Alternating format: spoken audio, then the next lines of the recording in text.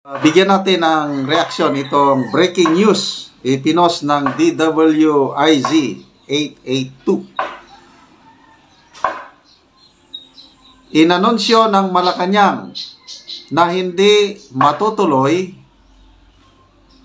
ang nakatakdang pagpirma ni Pangulong Ferdinand Marcos Jr. sa 2025 General Appropriations Act sa Disyembre 20, 2024. Kasi announce na ito expected before the end of this year, pipirmahan ng Pangulo ang 2025 General Appropriations Act. Kaya lang, ito, hindi daw matutuloy. Bakit? Ayon sa palasyo, may ilang mga probisyon at bahagi rin ng panukalang pambansang budget ang ibebeto para sa kapakanan ng publiko upang umayon sa fiscal program at bilang pagsunod na rin sa mga umiiral na batas. Okay? So, ang daming kumo-question sa constitutionality or legality ng budget natin ngayon. Ito, si dating Finance Undersecretary Cielo Magno, sabi niya, ito na daw ang pinakakorap na budget sa kasaysayan ng ating bansa. Pakinggan natin ang balita ito bago tayo magbigay ng comment. Announces cuts to the government's 2025 budget as the most corrupt in the country's history. But the Senate President believes there's a way to resolve the budget controversies. RG Cruz has tonight's top story. A former Philippine finance official describes the government's spending plan for next year as the most corrupt in history. Economist Cielo Magno joined opposition to budget cuts for key government programs, calling it anti-Filipino. Magno also scored the 50 billion peso cut for the conditional cash transfer program and the 10 billion peso reduction for the Education Department's outlay for next year. For Magno, the 2025 budget prioritizes the interests of politicians and not the public. Yung DPWH na hindi naman nanghihingi ng dagdag na budget ay binigyan ng karagdagang 289 billion pesos. At ang budget ng Senado, dinagdagan ng 1 billion. Dali baka makalimutan ko. Yung mga kawawa nating kababayan, yung poor piece, they are the poorest of the poor, binawasan yung pondo nila, if I'm not mistaken, 30 billion. Anong mangyayari doon sa mga poor piece natin na talaga namang panahon pa ni President Gloria Macapagal Arroyo na simulan na yung poor piece at sa tingin ko, marami naman talagang natutulungan ang poor piece dahil talagang maraming mahirap. Ang problema lang, may palakasan, may mga mahihirap na hindi isinama. Merong mga malalakas sa mga barangay or municipal officials o DSWD officials, isinama. Yun lang problema. But talagang napakaraming mahihirap indigent families na dapat tulungan ng poor piece. Binawasan 30 billion. Sabi, yung 10 billion pesos na binawas sa DepEd, talagang nakakadismaya. Computerization program ng ating mag-aaral, napakahina natin yung mga estudyante when it comes to technology, yung mga ganun. Tapos, binawasan mo pa. Ano pa? PhilHealth subsidy. 74 billion ang requested amount. Naging zero. Ano pa? AFP Modernization Program. 70 billion ang propose. Ginawa lang 35 billion. Yung DOST o Pag-asa, Nagkakaproblema tayo, kakaroon ng mga kalit, bigla ang pagbaha dahil kulang tayo ng kagamitan. So, ang gusto ng DOST, Pag-asa, makabili ng bagong mga equipments, radar, something like that. Binawasan din. Ano ang dinagdagan? DPWH na hindi naman humihingi ng karagdagang pundo.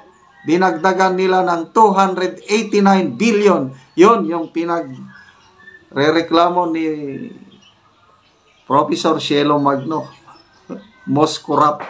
Kasi para sa mga politiko, yung budget na yun idinagdag sa DPWH. Ay, nako. Tuloy natin. Ang budget ng House of Representatives, 18.8 billion pesos. So, hindi lang po PhilHealth ang problema ng 2025 budget.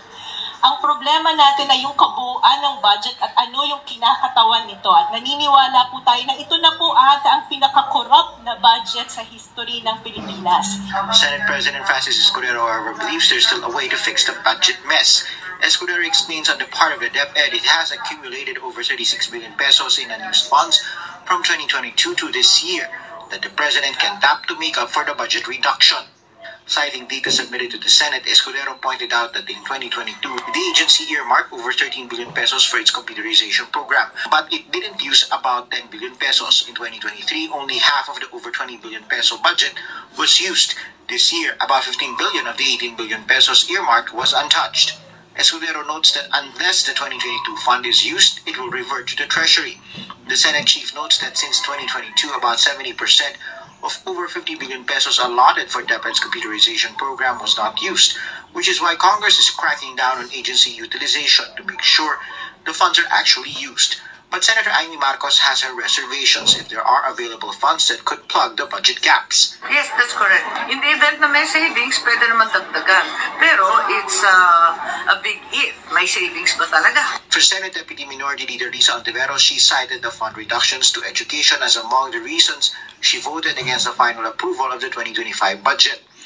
Former Senator Panfilo Lacson insists that the Constitution is categorical. Education should be the highest budgetary priority. Lacson says the bicameral panel can fix the problems even in just one day if it so desires. House lawmakers have differing views. Kapag nadala na yan sa Malacanang, line item veto lang ang pwedeng gawin ni Presidente. Hindi siya pwedeng magbago-bago ng amount kasi bawal yun sa Constitution. Pinaka-solusyon na nakikita namin dyan, hindi pa naman na ibibigay sa executive kay Presidente, ay ibalik sa BICAM at ibalik itong mga kinaltas. I don't think there's any need for us to reconvene as a BICAM because we've already ratified it in both chambers, so in both the Senate and in both the House. So we're very satisfied with the versions. Agencies always want to have more. This congressman came up with data to prove that the combined education budget at 1.055 trillion is better than the DPWH's 1.033 trillion. However, he did not include convergence projects worth over 82 million pesos. Ang sinasabi lang naman natin is pag in-add mo rin kasi talaga yung budget for the entire education sector, mas malaki pa rin yung yung budget ng education sector kaysa sa DPWH. Meanwhile, progressive groups picketed the House to protest what they call pork barrel insertions. Former Senate President Franklin Drilon explains how this could have happened. In the version of the BICAM today, there is the total of 288 billion pesos added to the DPWH budget. DPWH, when the President submitted its budget, had an 825 billion allocation for its projects. After it went through Congress, tumaas ito ng 1,113 billion pesos. What they did was to get the appropriation of the other agencies in order to provide funding for the pork barrel. Where did they get it? 10 billion from the DepEd, 50 billion from the 4-piece program, 74 billion from the subsidy of PhilHealth. Presidential son and Senior Deputy Majority Leader Sandro Marcos expresses support for his father's decision on the budget. President is my father. I support him in whatever he says and whatever he hopes to achieve. The president previously vowed to restore the funds that were cut, though it remains unclear how he intends to do that. RG Cruz, ABS-CBN News. So, yan po. Salamat naman. At nag-decide ang palasyo na huwag mo nang pirmahan ang 2025 General Appropriations Act. Sana maayos nila. Lalo na yung PhilHealth. Grabe. Kailan wala na ang Pangulo. Nagdepensa na eh. Dinipensahan niya na dami daw reserve pa ng PhilHealth. Marami silang pundo. Kaya sa tingin ko, hindi na ibabalik yung 74 billion na pundo o subsidy ng PhilHealth. Ang nagsalita lang siya yung education, yung 10 billion. I don't know yung 4Ps. So, nakakalungkot po itong mga ganitong Salamat kay Professor Cielo Magno na nagsabing most corrupt budget itong 2025 sa history ng ating bansa.